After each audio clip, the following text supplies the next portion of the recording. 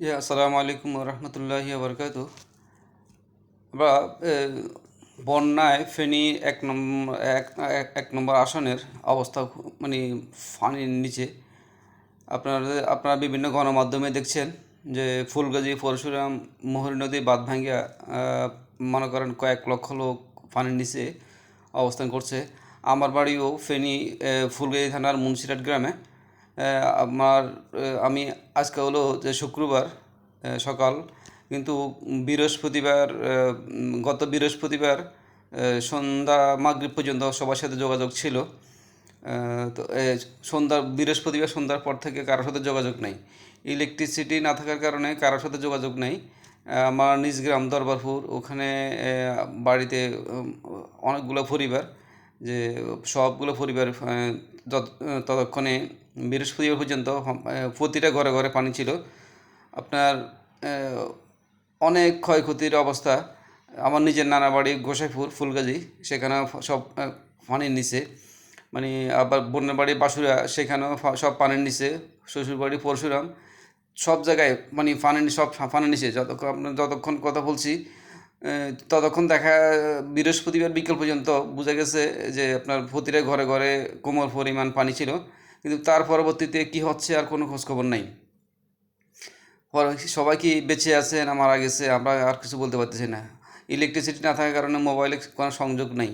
তো সংযোগ না থাকার কারণে ওরা কি আসলে পরবর্তীতে বৃহস্পতিবারের সন্ধ্যার পর থেকে কারোর সাথে আমাদের যোগাযোগ নাই, যে যে ওনারা কি পানির মধ্যে ভাসতেছে নাকি কোথায় আছে না কি আছে, আল্লাহ পাক রব্বুল আলামিন ছাড়া কেউ বলতে পারতেছে না। কারোর সাথে কারোর যোগাযোগ নেই।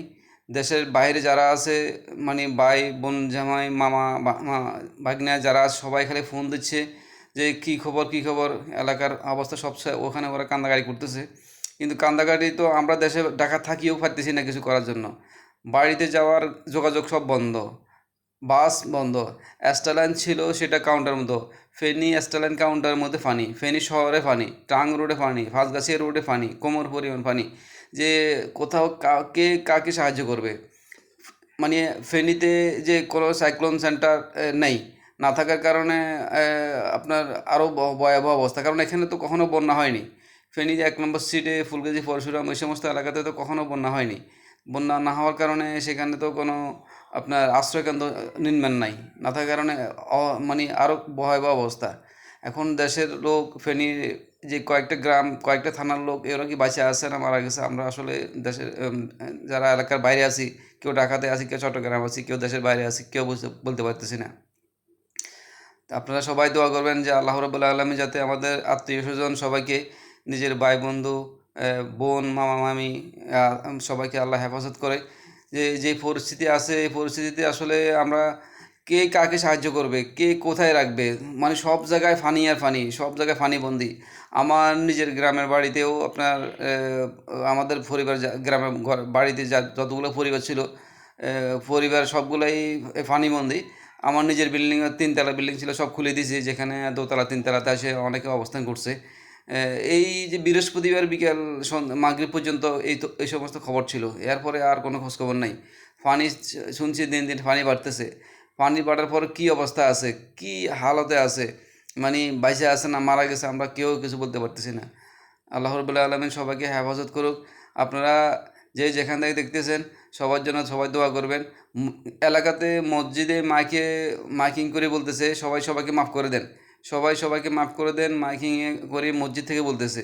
তার মানে কেমন করুণ অবস্থা হলে এমন অবস্থা হয় যে সবাই বুঝতেছে যে আসলে আমরা কি বাঁচবো না মারা যাবো কেউ জানি না। এই কারণে সবাই সবাইকে মাফ করে দেন। এই যে এর করুণ দৃশ্য চলতেছে আসলে। ইলেকট্রিসিটি নাই, কারোর সাথে কারোর যোগাযোগ নাই, কে কাকে হেল্প করবে, কে কোথায় থাকবে।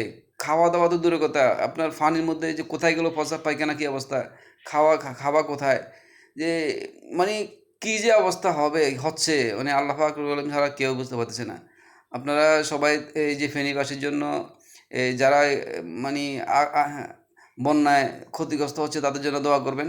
আর যে যেখান থেকে পারেন চেষ্টা করবেন যে ওদেরকে যেভাবে পারেন এদের পাশে দাঁড়ানোর জন্য, ওদেরকে সহযোগিতা করার জন্য। জি, আসসালামু আলাইকুম রহমতুল্লাহ।